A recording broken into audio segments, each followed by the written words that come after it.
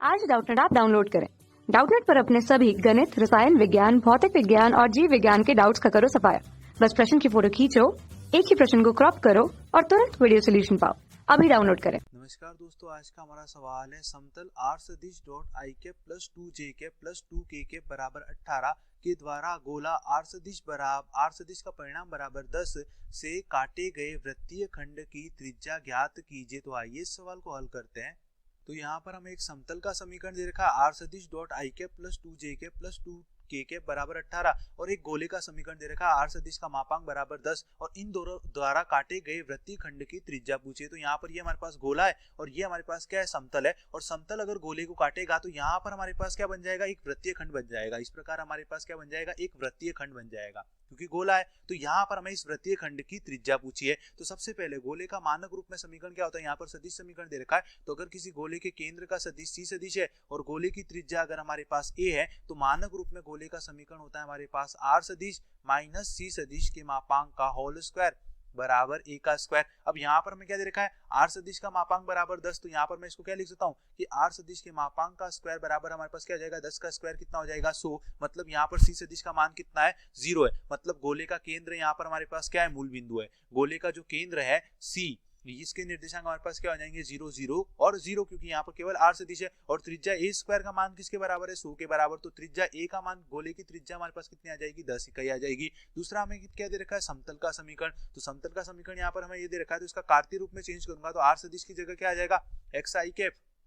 कार्तीय रूप में चेंज करते हैं तो आर सदिश को हम लिखते हैं एक्स आई कैप प्लस वाई जे कैप और प्लस जेड के कैप। तो यहाँ से समतल का समीकरण क्या आ जाएगा, एक्स आई कैप। डॉट प्रोडक्ट में हम क्या करते हैं, आई कैप के गुणांकों का गुणा करते हैं। तो यहाँ पर एक और यहाँ पर एक्स, तो 1 into X X plus 2 into Y 2y और प्लस 2 इंटू जेड 2z बराबर हमारे पास कितना आ जाएगा 18। ये तो हमारे पास क्या आ जाएगा, समतल का समीकरण। अब मैं वृत्तीय खंड की त्रिज्या किस प्रकार निकालूंगा, तो ये मान लो हमारे पास गोले का केंद्र है सी, ये है हमारे पास गोले का केंद्र सी। अब गोले के केंद्र से समतल पर लंब डालूंगा, समतल पर लंब डालूंगा तो वो लंब हमारे पास क्या हो जाएगा, इस वृत्तीय खंड पर मिलेगा, इस वृत्तीय खंड के केंद्र पर मिलेगा। तो ये हमारे पास क्या आ जाएगी, लंब की लंबाई। मान लो इस वृत्तीय खंड का जो केंद्र है वो है हमारे पास ओ, इस वृत्तीय खंड का केंद्र हमारे पास क्या है ओ। तो वृत्तीय खंड की त्रिज्या क्या हो जाएगी, इस बिंदु को अगर मैं गोले की जो परिधि है, लास्ट सीमा उससे मिला दूं तो ये हमारे पास क्या आ जाएगी, वृत्तीय खंड की त्रिज्या। और अगर इस सी बिंदु को गोले के इस बिंदु से मिला दूं तो ये हमारे पास क्या आ जाएगी, इस गोले की त्रिज्या। तो यहाँ पर इस बिंदु को मैं बोल लेता हूँ ओ ए।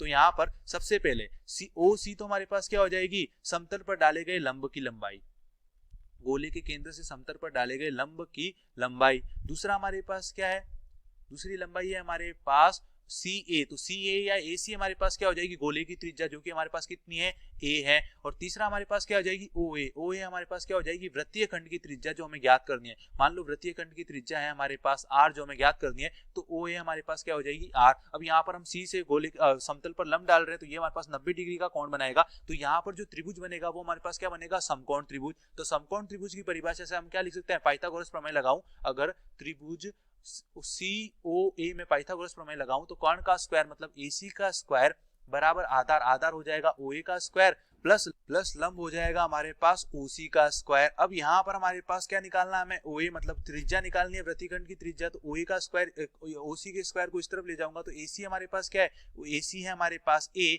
और जो ओसी है वो हमारे पास क्या है, लंब की लंबाई। तो समतल बिंदु से समतल पर डाले गए लंब की लंबाई किस प्रकार निकालता हूँ, तो समतल का मानक रूप में जो समीकरण होता है वो क्या होता है हमारे पास, मानक रूप में समतल का समीकरण होता है A X plus B Y plus C Z plus D बराबर 0। और कोई भी बिंदु मान लो, जैसे हमारे पास बिंदु है x1 y1 और z1, तो इस बिंदु से समतल पर डाले गए लंब की लंबाई d हो जाएगी हमारे पास मापांक ax1 plus by1 plus cz1 minus D, sorry plus का डी, यहाँ पर हमारे पास क्या है प्लस डी और बटे में आ जाता है हमारे पास एक्स वाई जेड के गुणांकों का स्क्वायर। तो ये आ जाएगा रूट ए का स्क्वायर प्लस बी का स्क्वायर और प्लस सी का स्क्वायर। ये हमारे पास क्या आ जाती है, लंब की लंबाई। तो यहाँ पर x1 y1 z1 की जगह तो क्या है, गोले का केंद्र जिसके निर्देशांक क्या है 0 0 और 0 और समतल का समीकरण क्या है ये। तो इसमें ये मान रखूंगा तो हमारे पास लंब की लंबाई कितनी आ जाएगी, लंब की लंबाई है यहाँ पर हमारे पास लंब की लंबाई कितनी थी OC, तो OC का मान हमारे पास कितना आ जाएगा, ओ सी बराबर आ जाएगा मापांक, x की जगह x1 y1 और z1 तीनों का मान 0 है तो ये तीनों पद तो 0 हो जाएंगे और प्लस का 18 इधर आएगा तो क्या आ जाएगा माइनस का 18, तो 0 माइनस का 18 और बटे में हमारे पास क्या आ जाएगा रूट x के गुणांक का स्क्वायर प्लस y के गुणांक का स्क्वायर प्लस z के गुणांक का स्क्वायर, तो 1 का स्क्वायर प्लस 2 का स्क्वायर प्लस 2 का स्क्वायर, तो 1 प्लस 4 अब माइनस 18 का मापांक क्योंकि दूरी हमारे पास क्या होती है हमेशा धनात्मक, तो माइनस 18 का मापांक क्या हो जाएगा प्लस का 18, तो उसी बराबर आ जाएगा 18 बटा नीचे हमारे पास क्या हो जाएगा 4 प्लस 4 8 प्लस 1 9, 9 का वर्गमूल कितना आ जाएगा 3, तो 18 बटा 3, तो ये हमारे पास कितनी आ जाएगी 6 इकाई, तो लंब की लंबाई कितनी आ जाएगी 6 इकाई। अब पाइथागोरस प्रमेय से हमारे पास त्रिज्या r का मान क्या आ जाएगा, त्रिज्या आ जाएगी हमारे पास r बराबर r का स्क्वायर, यहाँ पर OA त्रिज्या थी तो r स्क्वायर बराबर क्या आ जाएगा, ये OC स्क्वायर इधर जाएगा और AC हमारे पास क्या थी गोले की त्रिज्या जो कि हमारे पास कितनी थी 10, तो 10 का स्क्वायर माइनस OC, लंब की लंबाई हमारे पास कितनी आ गई 6, तो r बराबर r स्क्वायर बराबर आ जाएगा हमारे पास 10 का स्क्वायर त्रिज्या का स्क्वायर माइनस लंब का स्क्वायर, लंब हमारे पास कितना 6, तो 6 का स्क्वायर 10 का स्क्वायर 100, आर स्क्वायर कितना जाएगा 10 का स्क्वायर 100 माइनस 6 का स्क्वायर 36, 100 माइनस 36 हमारे पास कितना हो जाएगा 64, तो r बराबर कितना आ जाएगा रूट 64 मतलब 8, रूट 64 का वर्गमूल कितना होता है 8, तो वृत्तीय खंड की त्रिज्या हमारे पास कितनी आ जाएगी 8 इकाई। धन्यवाद। कक्षा 6 से 12वीं से लेकर नीट IIT JEE वो एडवांस के लेवल तक 1 करोड़ से ज्यादा छात्रों का भरोसा।